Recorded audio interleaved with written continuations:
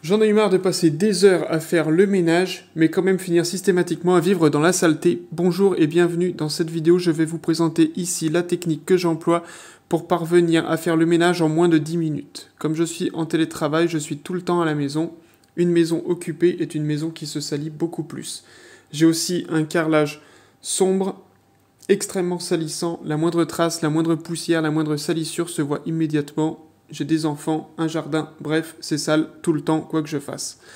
Alors soit je laisse tomber, j'abandonne, je laisse faire et tant pis, c'est sale. Mais le problème, c'est que j'ai des problèmes respiratoires. Et la poussière, en particulier l'accumulation de vieilles poussières, me provoque des allergies et des gros problèmes de respiration. Alors l'autre solution, c'est de se battre et de trouver les solutions à mettre en place pour garder la maison propre. Alors, il y a sûrement mieux, sûrement plus efficace, certainement moins cher, mais c'est ce que j'ai trouvé de mieux pour moi, ça fonctionne bien pour ma situation. Pour parvenir à faire le ménage en moins de 10 minutes, voici comment je procède. 1.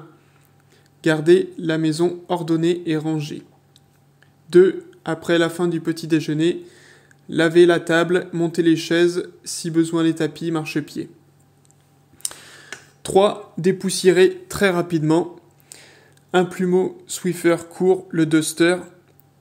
Un plumeau Swiffer long avec manche télescopique, le Duster XXL en mode samouraï. Un katana, un wakizashi, le but c'est d'aller très très vite.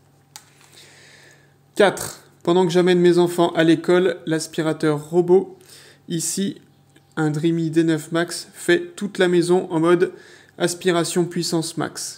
5. De retour à la maison avec l'aspirateur balai, ici c'est un Cobalt VB100, je finis les bricoles qui manquent derrière les portes, les WC, les recoins inaccessibles. 6. Dans la journée, pendant une pause déjeuner par exemple, laver les toilettes et la salle de bain, évier et douche. 7. En fin de journée, avant d'aller chercher les enfants à l'école, mettre en place la lingette nettoyante sur le robot aspirateur et lancer le lavage du sol pendant qu'on va chercher les enfants. 8. Si le lavage n'est pas complet ou pas bien fait, passer l'aspirateur balai en mode aspilave et nettoyer le sol de la maison. Voilà comment toute la maison est lavée en passant moins de 10 minutes à faire le ménage. Toutes les étapes ne sont pas obligatoires systématiquement, elles peuvent être découpées et réparties en plusieurs jours si c'est plus facile d'étaler. Et au contraire, il est possible de le faire plusieurs fois par semaine, en entier, tous les jours si ça vous plaît, en changeant l'étape numéro 6. Une fois ça peut être laver les WC, une fois l'évier de la salle de bain, une fois l'évier de la cuisine, une fois les meubles de la cuisine, une fois les bouches d'aération de la VMC, une fois le frigo, etc. Si tout n'est pas bien rangé, organisé, si c'est possible, tout concentré dans une seule pièce, en général la chambre des enfants avec des jouets partout, qui sera ensuite fermée, comme ça le robot ne rentre pas dedans. On peut aussi définir dans l'application des murs invisibles ou des zones interdites d'accès. Soit on fait cette pièce plus tard, soit en rentrant on demande aux enfants de ranger. Ensuite l'aspirateur balai est tellement simple à utiliser que les enfants peuvent le faire eux-mêmes. Alors toute ma solution repose beaucoup sur l'aspirateur robot, alors qu'il s'agit d'un modèle d'entrée de gamme dont la lingette nettoyante est plus anecdotique qu'autre chose. Ça vient mouiller le sol sans le frotter. Et à l'inverse, très peu finalement sur l'aspirateur balai, qui est au contraire un modèle haut de gamme au prix très élevé. Bon, déjà, ça montre qu'on peut arriver à des résultats proches sans devoir payer autant. Alors ça semble contradictoire, mais voilà pourquoi le robot aspirateur est là pour faire de l'entretien. Le vrai nettoyage va être fait par l'aspirateur balai.